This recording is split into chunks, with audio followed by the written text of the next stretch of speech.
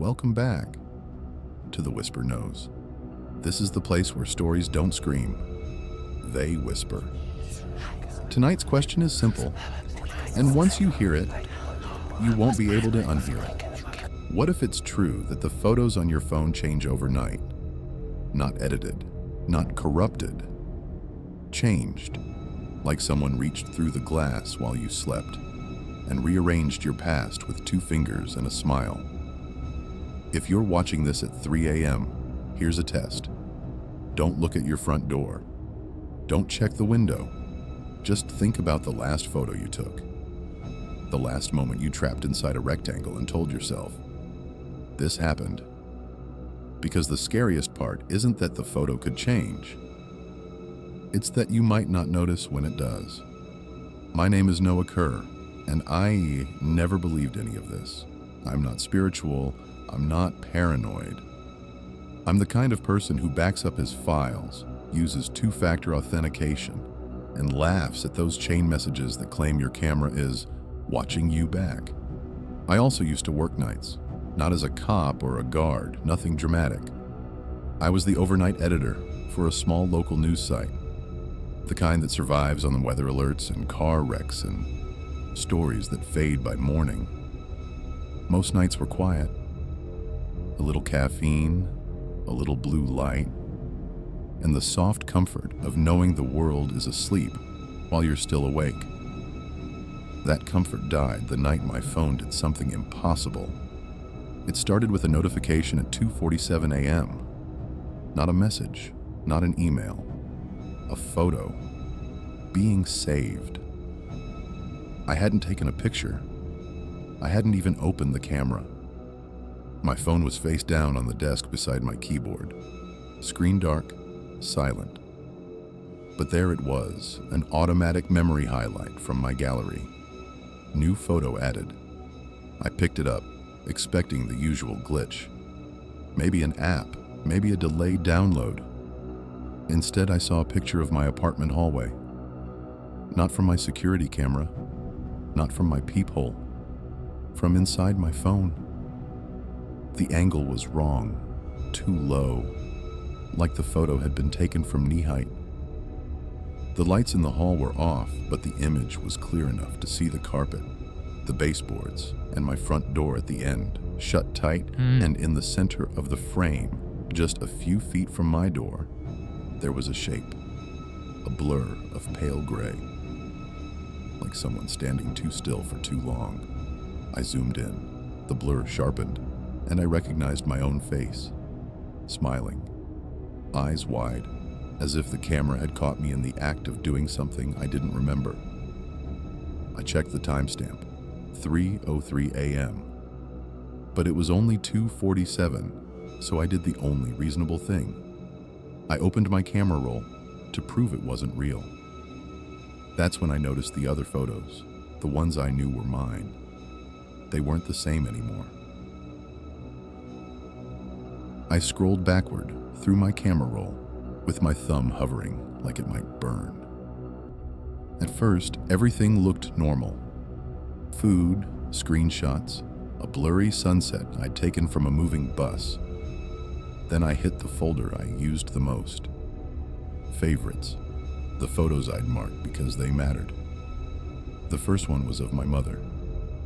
It was taken 2 years ago, the last time I visited her, before the hospital started doing what hospitals do, reducing you to hallways and paperwork, and a voice that says we'll do everything we can.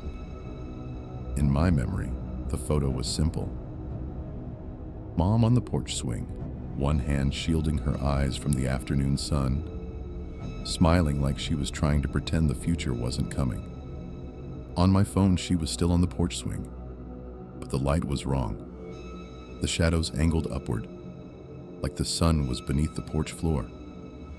The boards behind her looked wet, not from rain, from something thick and dark that had soaked into the wood grain. And Mom's smile. It wasn't a smile anymore. Her lips were pressed together as if she was holding her breath. Her eyes weren't looking at me. They were looking past the camera, at the yard, at something standing where I'd been. I stared so long my eyes watered. I tried to tell myself it was compression, a weird filter, a glitch, anything.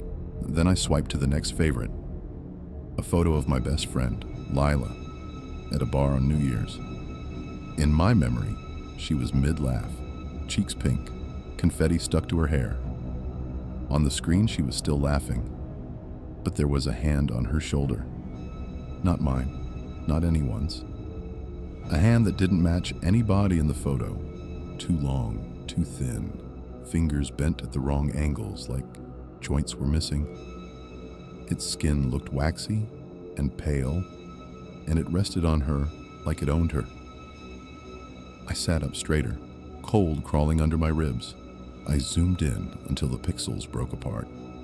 The hand stayed clear, as if it wasn't part of the photo, as if it had been placed on top of it. I threw the phone onto the desk like it might bite. Then, because denial is a reflex, I grabbed it again and checked the photo details. Location, device, lens, anything that would prove it was edited. The metadata was normal.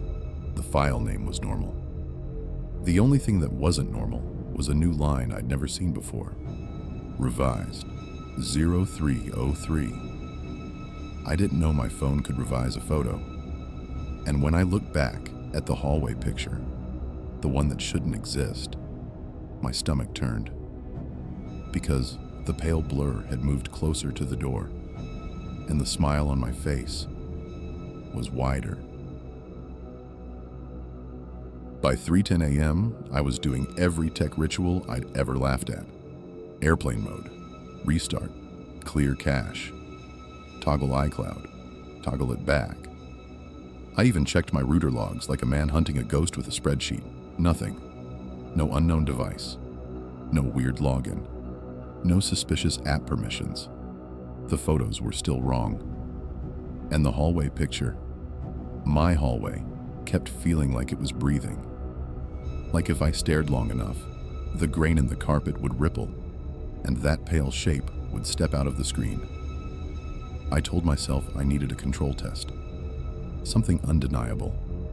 Something I could prove. So I did the dumbest, smartest thing. I took a photo on purpose. I walked to my kitchen and aimed my phone at the sink. Nothing special, just a mug, a dish towel, the soft glow of the microwave clock reading 3:12.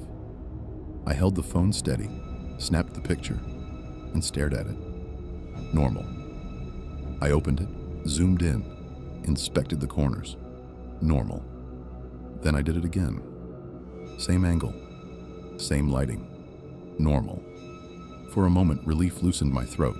Maybe it was just the old photos, some cloud sync corruption, a bad update. Then my phone vibrated. New photo added. I hadn't touched the shutter. The screen lit up by itself, almost eager. And there it was, another image of my apartment hallway. Same low angle, same darkness, same timestamp, 3:03 a.m. But this time, my door was open. Just a crack, a thin slice of black space. And on the carpet, right at the threshold, there was something that made my skin go numb. A wet footprint. Bare. Human-shaped. Except the toes were too long, like fingers. I didn't realize I was holding my breath until my lungs burned. I zoomed in, trying to catch a reflection, an explanation. The footprint wasn't the worst part. The worst part was the edge of the frame, because something, was standing just outside the camera's view. I could tell by the shadow it cast across the carpet. A shadow that bent the wrong direction, as if the light source was inside my apartment looking out. And my own face was there again, reflected faintly in the glossy paint of the door. Still smiling, still watching, as if I'd been the one who opened it. I dropped the phone and backed into the living room, heart punching my ribs. I told myself, go to the door, lock it, check the chain, prove it's closed. But I couldn't move. because the hallway picture updated again. Same file, same name, only the image had changed. The crack in the door was wider now, and in the darkness behind it, I could see the curve of an eye. Not mine, not human. A pale circle catching the little light that existed. Smooth, bright, like a coin pressed into a face. My phone buzzed a second time. Not a notification, a text. From an unknown number. 3 words. Stop reviewing. Sleep. My first instinct was to call someone. Lila, maybe. Or my editor. Or the police. Until I imagined trying to explain this without sounding like I needed a different kind of help. So I did what terrified people always do. I Googled it. I typed, "photos changing overnight, revised 303. The search results were useless. Generic forums, creepypasta threads, a TikTok compilation with a thumbnail of a screaming face and the caption, "Don't look at your gallery at 3 a.m. I almost clicked it. Then my phone dimmed. Not like the screen timeout. Like something pulled the brightness down with a hand. A new message appeared in the same unknown thread. No number, no contact name. Just a gray bubble that looked like it belonged to my phone. If you keep looking, you keep it awake. My mouth went dry. Another bubble. Your photos are doors. Then, your attention is a hinge. I stared at the words until they blurred. My brain tried to laugh it off, to call it a prank. But how could a prank rewrite pictures of my mother? How could a prank create a photo at 3:03 when it wasn't 3:03? I scrolled back to the kitchen photos I'd taken as a test. One was still normal. The other... The mug on the counter was the same. The towel was the same. But the microwave clock, where it had read 3:12, now read 3:03. And the dark glass of the microwave door showed a faint reflection. Me, standing in the kitchen, smiling. But my reflection's eyes were looking past my phone toward the hallway. And behind my reflection, in the black glass, there was a second shape. Tall, narrow, head tilted, like it was listening. I turned around so fast my neck cracked. My kitchen was empty, but my phone buzzed again. "Don't check behind you." My stomach rolled. It uses certainty. I didn't understand. Then another message arrived, slower, like someone typing with careful fingers. "At 3:03, the archive opens. Images are memory. Memory is invitation." I swallowed hard and tried to do the rational thing. Delete the photos. Purge the gallery. Empty trash. Factory reset. Burn the whole device if I had to. I tapped the hallway image and hit delete. The screen didn't ask for confirmation. It didn't move to the next photo. It simply showed a black background and one line of text.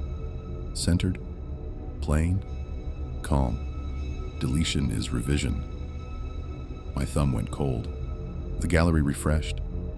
The hallway photo was still there, except now the door was open wide, and the footprint on the carpet had become a trail, leading inward, straight toward the camera, straight toward me. I backed up until I hit the couch, legs weak. My phone sat in my hand like a live animal, vibrating softly. Then, like my phone had been waiting for my eyes to land on it, a new photo appeared. Not the hallway, not the kitchen, a selfie. A photo of my face from the front camera, taken right now. My apartment behind me, my mouth slightly open, my pupils blown wide, and over my left shoulder, a pale circle, smooth and bright, like a stolen moon, hovering where a face should be. A caption appeared under it, as if my phone had tagged the moment like a memory. First opening. I didn't scream. I know that sounds fake, but the truth is, the body chooses its own disasters. My throat locked. My skin went cold, and my hands did what hands do when they don't know how to pray. They tightened around the phone like it was the only solid thing left in the room. I tried to shut it off, hold power, slide to power off. The slider appeared. My thumb trembled above it. Then the words on the slider changed. Not slide to power off, just slide to open. My heart stumbled. I threw the phone onto the couch cushion and backed away. The screen stayed lit. The selfie, my face, that pale circle behind me, stared up like evidence. A new message arrived. Don't waste the hinge. The room felt smaller, not physically. Like the air pressure changed, like the walls decided to lean in and listen. I forced myself to look at my apartment like a crime scene. Front door, chain on, deadbolt locked, hallway, dark, kitchen, still. No footsteps, no breathing, no movement. But my phone vibrated again, softer, almost pleased. I picked it up at arm's length and opened the hallway photo, the one with the door wide open. Except now, the photo was different. It wasn't my hallway anymore. The carpet was the same, but the walls had stretched longer, the ceiling higher. The space looked wrong, like a hallway made from memory instead of drywall. And there were pictures on the walls. Frames I didn't own, photos I'd never taken. One frame showed my mother on her porch swing, but her face was turned away, as if she was ashamed to look at me. Another showed Lila laughing, the pale hand still on her shoulder. But now her eyes were wet and fixed on the camera, like she was begging me to stop. In the center of the hall, at the far end, was a door I had never seen. It had no handle, only a smooth surface of pale wood, like skin. And written across it, in a thin black line that looked like ink pressed into grain, were 3 words. You are here. My phone camera opened by itself, front-facing. My face filled the screen, trembling and gray in the low light. A small icon appeared in the corner, like a live photo recording. And in the reflection of my own eyes, I saw something move behind me. Not on the couch, not in the doorway, in the screen. The pale circle shifted, coming closer to the center of the selfie, as if it was trying to align itself with my head. A sensation crawled up the back of my neck, the certainty that if I turned around, I'd prove it real. And the message warned me, it uses certainty. I didn't turn. Instead, I did something I'll regret until my last night. I covered the camera lens with my thumb. The screen went dim. For a second, the phone acted normal, confused, searching for focus. Then the blackness under my thumb brightened, not from the screen, from the camera, as if the phone was seeing through my skin, as if my hand had become a window, and in that tiny circle of brightening darkness, I saw it. A face that wasn't a face. A smooth, pale disc where features should be, ringed by a faint shadow like a lid. It leaned forward, and the phone vibrated in my palm with a pulse that matched my heartbeat. A final message arrived, simple, patient, inevitable. 0303 belongs to us. Then the lights in my apartment flickered. Not the bulbs, the photos. Every image in my gallery flashed at once. My mother, Lila, my childhood, my apartment. Each one revised, each one slightly wrong. And the room behind me made a sound like paper tearing.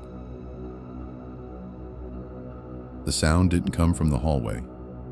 It came from inside the walls, like something had found the seam between my apartment and whatever version of it lived in my phone. I spun, finally, because fear makes rules and then breaks them. Nothing stood behind me. No pale circle, no shadow man, no monster in the doorway, just my living room, dim and ordinary, The kind of ordinary you only notice when it's about to be taken away. My phone lit up on the couch. The gallery opened itself, and every photo I owned had one new detail. A thin, bright rectangle, like a frame of moonlight, like a lid. It sat in the corner of each image at first, easy to miss. Then, as the seconds passed, it spread, crawling like a slow spill of light across faces, across rooms, across memories. I watched it cover my mother's porch swing. I watched it slide over Lila's shoulder. I watched it climb into the hallway picture until the pale rectangle became the entire doorway. Then my screen showed the last image again, the selfie taken right now. Only it wasn't my apartment behind me anymore. It was that stretched hallway, the one made of wrong proportions and dead silence. Frames lined the walls like teeth, and I was standing at the far end, facing the handleless door. Not looking at the camera, looking at the door like I'd been waiting there for years. My phone vibrated once. A caption appeared under the selfie, neat and automatic. Second opening. A message followed. You keep it awake. Then, so we keep you. I tried to throw the phone across the room. My arm refused, not paralyzed, guided. My hand lifted the device and aimed it toward my chest like someone else was holding my wrist from the inside. The front camera turned on.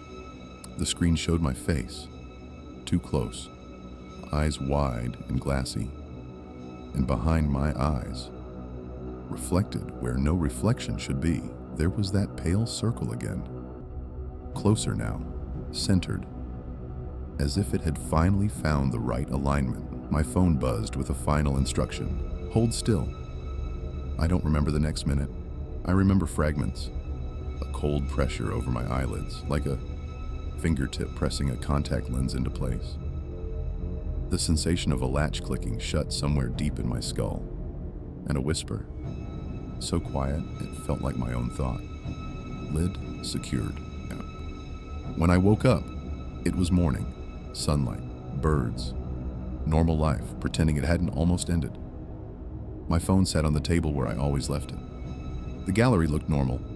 No revised timestamps, no hallway photos, no pale circle. For an hour, I convinced myself it had been a stress hallucination, a nightmare caused by too much caffeine and too little sleep. Then Lila texted me a photo, a picture she'd taken last night at a bar. And in the dark glass behind her, in the corner of the frame, there was a thin, bright rectangle. Clean, deliberate, like moonlight, like a lid. Her message read, "Why are you in my photo?" Because in the reflection, behind her shoulder, I could see a face. My face. Smiling. And my eyes weren't mine anymore. This has been The Whisper Knows. And if you ever wake up, and your photos feel just slightly wrong, if a shadow stands where it shouldn't, don't zoom in. Don't compare. Don't review. Because the moment you look hard enough to be certain, you become the proof it needs. Good night.